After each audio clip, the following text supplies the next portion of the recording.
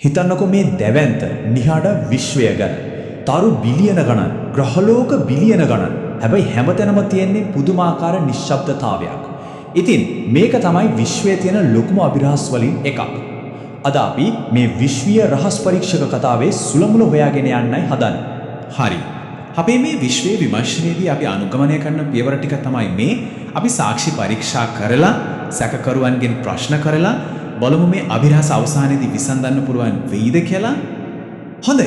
හැම රහස් පරීක්ෂක කතාවක්ම පටන් ගන්නේ අපරාධ ස්ථානයෙන්නේ. අපේ කතාවේ අපරාධ ස්ථානය තමයි මුළු විශ්වයම. ඇත්තටම හැම ගණනය කිරීමකට අනුව මේ විශ්වය ජීවයෙන් පිරීලා ඉතිරිලා හරිම කලබලකාරී තැනක් වෙන්න ඕන. ඒත් ඇහෙන්නේ අමුතුම බිහිසුණු නිශ්ශබ්දතාවයක් විතරයි. 950 දී භෞතික විද්‍යාඥ එන්රිකෝ ෆර්මි ඔන්න සරල ඒත් හරිම ගැඹුරු ප්‍රශ්නයක් ඇහුවා. හැමෝම අපේ මේ මුළු රහස් පරීක්ෂක කතාවේම හදවත වෙන්නේ අන්න ඒ ප්‍රශ්නේ තමයි. ඉතින් මේකට තමයි අපි විධිමත්ව කියන්නේ ෆර්මි පරස්පරය කියලා. ඒ කියන්නේ එක පැත්තකින් බලනකොට විශ්වයේ තියෙන තරුවනි ග්‍රහලෝක ගාන අනුව පිටසක්වල ජීවින් ඉන්නම ඕන. අනිත් පැත්තෙන් ඒකට කිසිම සාක්ෂියක් නැහැ. හරියට ලොකු පාටියකට ආරාධනා 5 බිලියන ගාන කියවලා අන්තිමට බලනකොට කවුරුවත් ඇවිත් නැහැ වගේ වැඩක්. හරි දැන් හැම රහස් පරීක්ෂකයෙක්ටම වගේ අපිටත් ඕන කරනවා මේ අභිරහස විසඳන්න මොකක් හරි මේවලමක්.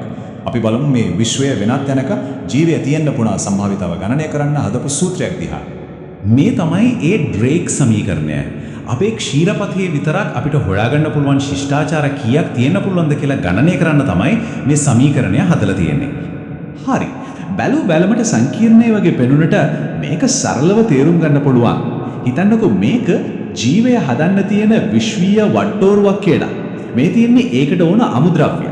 තරු හැදෙන වේගයේ ඉඳලා ඒ තරු වටේ ග්‍රහලෝක තියෙන ඉඩ, ඒ ග්‍රහලෝකවල ජීවය හටගන්න තියෙන ඉඩ, ඒ ජීවය බුද්ධිමත් වෙන්න තියෙන ඉඩ, අන්තිමට ඒ ශිෂ්ටාචාරයක් කොච්චර කාලයක් පවතිනවද කියන එක දක්වා හැම දෙයක්ම මේකෙන් ගණනය කරනවා.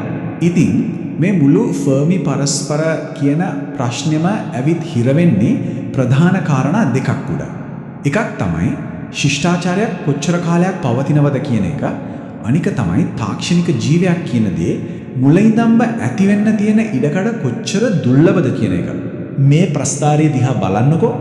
ඔය උඩ දකුණු කෙළවර තියෙන කොටුවට ශිෂ්ටාචාරයක් වැටෙනවා කියන්නේ ඒ කියන්නේ ඒවා සුලභ වගේම ගොඩක් කල් පවතිනවනම් එහෙමයි අපිට නොපෙනී ඉන්න විදියක් නැහැ.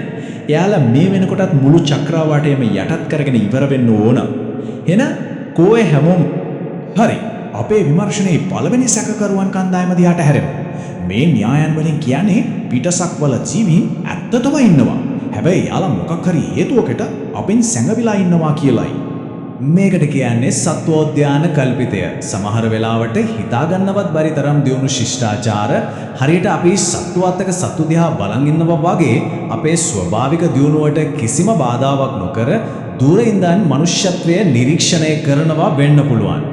හැබැයි ඉතින් තවත් අදහස් තියෙනවා. සමහර විට එයාලා ඉන්නේ අපිට කවදාවත් ළඟා වෙන්න බැරි තරම් දුරක වෙන්න පුළුවන්.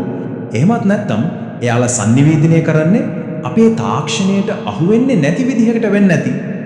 ඊටත් වඩා අමුතු දෙයක් වෙන්නත් පුළුවන්.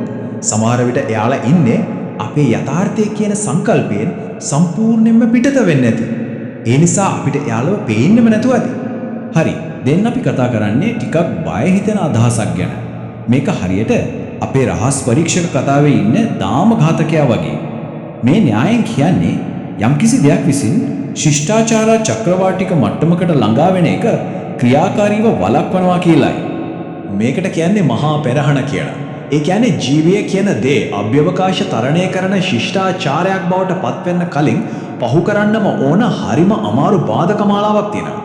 බොහෝ විට හැමෝම වගේ මේ බාධකයේදී පෙරිලා යනවා. මේ තියෙන්නේ ඒ පෙරහන් වෙන්න පුළුවන් පියවර කිහිපයක්. පණනේති පදාර්ථයේ ඉඳන් මුළු චක්‍රාවාටයේම ජනපදකරණය කරන තැනට යන මේ ගමන කොච්චර දිගද කොච්චර අමාරුද කියලා මේකෙන් පේනව නේද?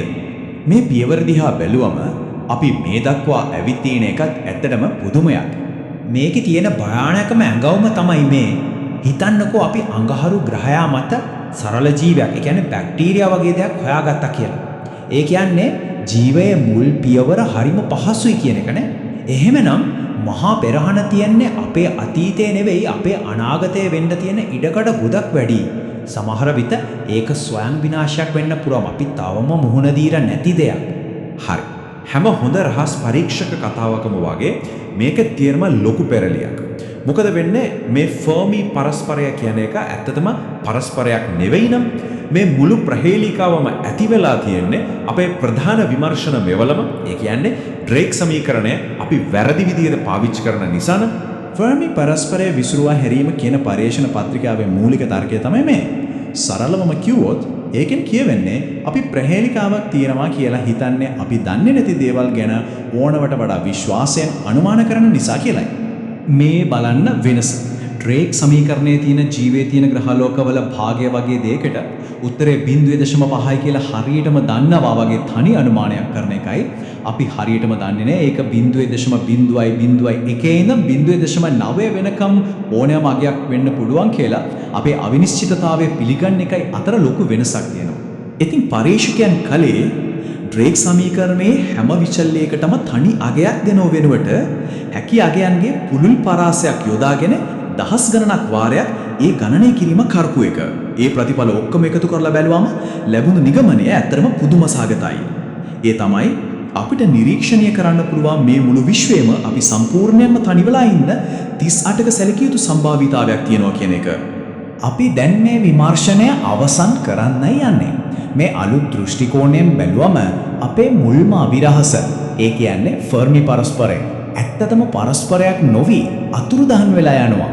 ඒ කියන්නේ මේ මහා නිශ්ශබ්දතාවය කියන්නේ විසඳන්න ඕන ප්‍රහේලිකාවක් නෙවෙයි. ඒක වෙන්න පුළුවන් අපේම ගැඹුරු අවිනිශ්චිතතාවයේ යථාර්ථය. අපි හිතුව ප්‍රශ්නයක් තියෙනවා කියලා මොකද අපි නොදන්න දේවල් ගැන ඕනවට වඩා විශ්වාස කරපු නිසා ඇත්තටම වෙන්න පුළුවන් සාධාරණ ප්‍රතිඵලයක් තමයි අපි මේ දකින්නේ. ඉතින් අපි මේ විශ්වීය රහස් පරීක්ෂක කතාවෙන් අපි ඉගෙනගත්ත ප්‍රධාන කරුණු ටික ඉක්මනට මතක් කරගමු. විශ්වය නිහඬයි ඒක ප්‍රහේලිකාවක්. ඒකට හේතුව විදිහට සැඟවුණු ජීවීන්ගේ ඉඳලා මහ පෙරහන දක්වා න්‍යායන් තියෙනවා. ඒ වගේම අපි දැක්කා ඩ්‍රේක් සමීකරණයට තනි අගයන් දාන එක කොච්චර නොමග යවන සුළුද කියලා. අවිනිශ්චිතතාවයේ සැලකුවම අපි තනිව සිටීම ඉතාමත් ඉඩ ඇති දෙයක් කියලා දැක්කා. අවසාන වශයෙන් මේ ප්‍රශ්නය ගැන හිතන්න. මේ මහා නිශ්ශබ්දතාවය. ඒකෙන් කියවෙන්නේ අපි මේ විශ්වයේ ගමන පටන් ගත්ත පළවෙනියයි කියලාද? එහෙමත් නැත්නම් මේ නිශ්ශබ්දතාවය කියන්නේ හැම ශිෂ්ටාචාරයකටම අත්වන ඉරණම නිසා අපිත් අවසාන වෙන්න පුරාන් කියන බිහිසුණු අනතුරු ඇඟවීමක්ද?